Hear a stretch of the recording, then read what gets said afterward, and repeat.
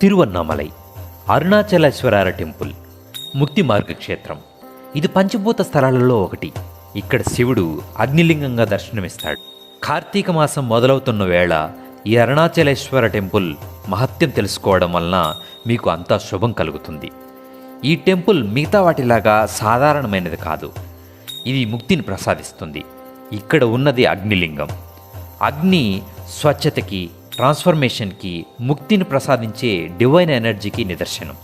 ఇంకా పురాణ ఇతిహాసాలలో అగ్నికి సంబంధించి ఎన్నో మీరు విని ఉంటారు. మన దేహంలో ఈ ఫైర్ ఎలిమెంట్ మణిపుర చక్రంలో ఉంటుంది. ఇది మన దేహంలో అరుగుదల మరియు శక్తికి మూలం. ఇది సరిగా లేకపోతే ఫిజికల్ అండ్ ఎమోషనల్ ఛాలెంజెస్ని ఎదుర్కోవాల్సి వస్తుంది. లైక్ డైజెస్టివ్ ఇష్యూస్, భయం, ఈగో లాంటివి.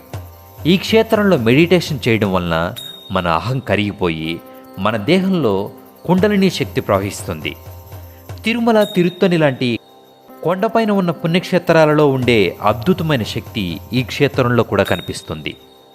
ఇక్కడ ఉన్న అరుణాచల పర్వతం సాక్షాత్తు పరమశివుడిగా పేర్కొంటారు.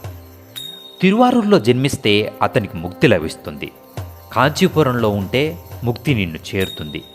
కాశీలో చనిపోతే ఖచ్చితంగా ముక్తి ప్రాప్తిస్తుంది. అయితే ఈ అరుణాచలంలో మాత్రం పుట్టనక్కర్లేదు, చనిపోనక్కర్లేదు.